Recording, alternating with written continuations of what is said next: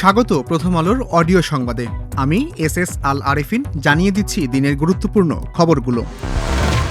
বগুড়ায় এক নির্বাচনী সভায় অংশ নিয়ে বিএনপি চেয়ারম্যান তারেক রহমান বলেছেন, আমি আপনাদের ঘরের সন্তান, বহু বছর পর আপনাদের এলাকায় এসেছি। তারেক রহমান শনিবার বেলা 12:30টার দিকে বগুড়া থেকে সিরাজগঞ্জ যাওয়ার পথে ঢাকা বগুড়া মহাসড়কের শাহজাহানপুর উপজেলার মাঝিরা বন্দরে পথসভায় বক্তব্য দেন।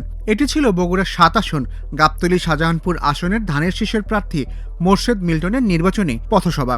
তারেক রহমান আরও বলেন, আজকে আমাকে ছেড়ে দেন, আজকে যাই। আমি তো ঘরের ছেলে, ইনশাআল্লাহ 2 দিন পর আবারও আসব। আমার জন্য দোয়া করবেন, আমি যেন দেশের জন্য কাজ করতে পারি। বগুড়া 7 আসনের গাবতলী উপজেলার বাগবাড়ি গ্রামে তারেক রহমানের পৈতৃক বাড়ি। 1991 থেকে 2008 পর্যন্ত প্রতিটি নির্বাচনে এই আসনে বিএনপির প্রয়াত চেয়ারপারসন খালেদা জিয়া ধানের শীষের প্রার্থী হয়ে বিপুল ভোটে জয়লাভ করেন। এবারও খালেদা জিয়ার পক্ষে মনোনয়নপত্র দাখিল করা হয়েছিল, তবে তার মৃত্যুজনিত কারণে এই আসনে প্রার্থী হয়েছেন গাবতলী উপজেলা বিএনপি সভাপতি মোর্শেদ মিল্টন। এর আগে শনিবার বেলা 11টায় বগুড়ার হোটেল নাচ গার্ডেনের বলরুমে নিজ নির্বাচনী এলাকা বগুড়া 6 সদর আসনের নেতাদের সঙ্গে মতবিনিময় সভা করেন তারেক রহমান। সেখানে তিনি বলেন, বগুড়া বিএনপির ঘাঁটি, এই ঘাঁটির দায়িত্ব আপনাদের সঁপে দিলাম। এই ঘাঁটিকে দেখে রাখবেন, এই ঘাঁটির জনগণকে দেখে রাখবেন। এই ঘাঁটির দায়িত্ব আপনাদের, এই ঘাঁটির দায়িত্ব আপনাদের দিয়ে গেলাম। জামায়াতে ইসলামীর আমির শফিকুর রহমান বলেছেন, আমরা আগামীর বাংলাদেশে আর কোনো আধিপত্যবাদকে মানব না, আমরা আর কোনো ফ্যাসিবাদ দেখতে চাই না।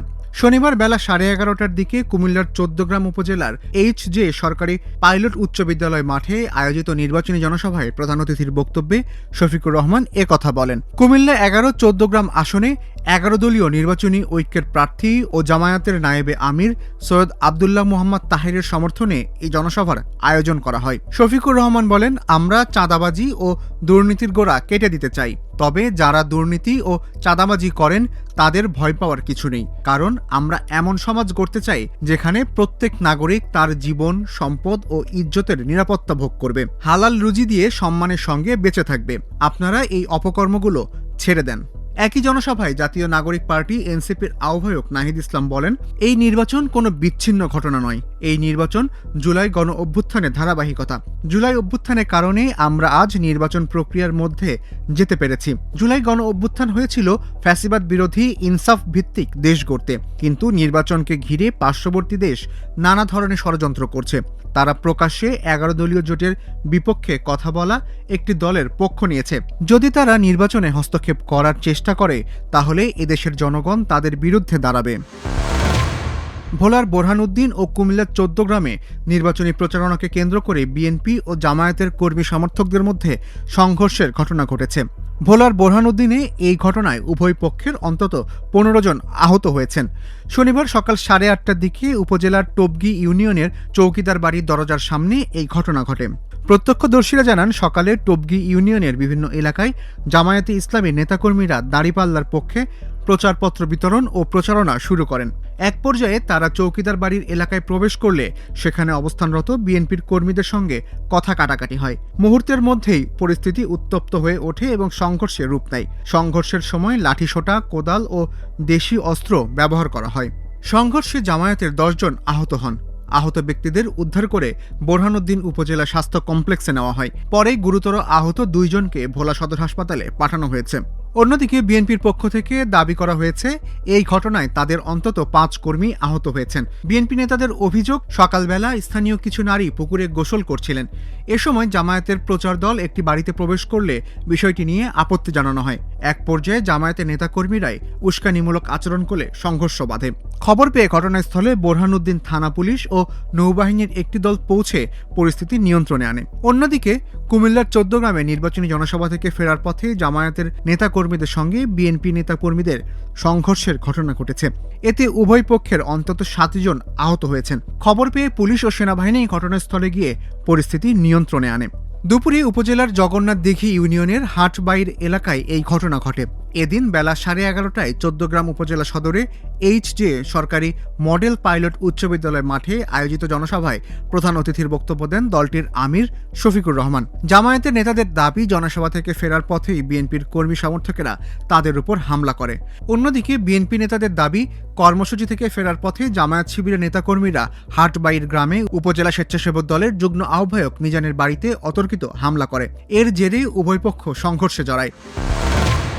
নির্বাচন উপলক্ষে সরকার আন্তজেলা রুটে চলাচলকারী ও দূরপাল্লার বাস রিকুইজিশন দিচ্ছে।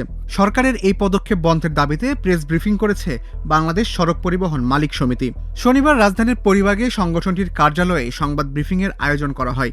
সংবাদ ব্রিফিংয়ে আন্তজেলা রুটে চলাচলকারী বাস রিকুইজিশনের পরিবর্তে শহর বা শহরতলির রুট থেকে গাড়ি রিকুইজিশনের দাবি জানানো হয়। মালিক সমিতির পক্ষ থেকে মোহাম্মদ সাইফুল আলম অভিযোগ করেন, উদ্ভূত জটিলতা নিরসনে তারা ২৭ জানুয়ারি নির্বাচন কমিশনে চিঠি দিয়েছেন, কিন্তু নির্বাচন কমিশন তাদের চিঠির কোনো জবাব দেয়নি। বাংলাদেশ সড়ক পরিবহন মালিক সমিতিও একই চিঠি সড়ক পরিবহন ও মহাসড়ক বিভাগের সচিব, পুলিশের মহাপরিদর্শক এবং সব জেলা প্রশাসকদের কাছেও দিয়েছে, কিন্তু সরকারের পক্ষ থেকে তারা কোনো সাড়া পায়নি। ত্রয়োদশ জাতীয় সংসদ নির্বাচন ও গণভোটে ভোট দিতে পোস্টাল ভোট বিডি অ্যাপের মাধ্যমে নিবন্ধনকারী প্রবাসীরা দেশে ব্যালট পাঠানো শুরু করেছে। এখন পর্যন্ত ১,৩৯,৭৬৩ জন প্রবাসীর ব্যালট বাংলাদেশে এসে পৌঁছেছে। শুক্রবার রাতে প্রবাসী ভোটার নিবন্ধন বিষয়ক OCV SDI প্রকল্পের টিম লিডার সালিম আহমদ খান এ তথ্য জানান। গতকাল বেলা 3:30টা পর্যন্ত প্রবাসীদের ঠিকানায় মোট 7,৬৬,৮৬২টি ব্যালট পেপার পাঠানো হয়েছে। এর মধ্যে 5,16,007 জন প্রবাসী ভোটার তাদের ব্যালট নিয়েছেন এবং 4,54,587 জন ভোটার তাদের ভোটাধিকার প্রয়োগ করেছেন। ভোট দেওয়ার পর 4,06,564 জন প্রবাসী ভোটার সংশ্লিষ্ট দেশের পোস্ট অফিস বা ডাক বাক্সে তাদের ব্যালট জমা দিয়েছেন। প্রবাসীদের পাশাপাশি দেশের ভিতরেও ভোটারদের মধ্যে পোস্টাল ব্যালট বিতরণ করা হয়েছে। নির্বাচন কমিশন জানায়, পোস্টাল ভোট বিডি অ্যাপের মাধ্যমে দেশের অভ্যন্তরে নিবন্ধনকারী 2,69,000 ভোটারের কাছে পোস্টাল ব্যালট পাঠানো হয়েছে। ইসির তথ্য মতে গতকাল বেলা 3:30টা পর্যন্ত দেশের ভেতর 3,748 জন ভোটার ব্যালট পেপার নিয়েছেন। তার মধ্যে 2,422 জন ভোটার ভোটদান সম্পন্ন করেছেন এবং 1,149 জন ভোটার তাদের ব্যালট পোস্ট অফিস বা ডাকবাক্সে জমা দিয়েছেন। সালিম আহমদ খান আরও জানান, ত্রয়োদশ জাতীয় সংসদ নির্বাচন ও গণভোটে ভোট দেওয়ার জন্য দেশ ও বিদেশ মিলিয়ে পোস্টাল ভোট বিডি অ্যাপের মাধ্যমে মোট 15,33,684 জন ভোটার নিবন্ধন করেছেন। এই ছিল এখনকার মতো। প্রথম আলোর অডিও সংবাদ শুনুন আমাদের ইউটিউব চ্যানেল, ফেসবুক পেজ ও prothomalo.com-এ। এতক্ষণ সঙ্গে থাকার জন্য ধন্যবাদ।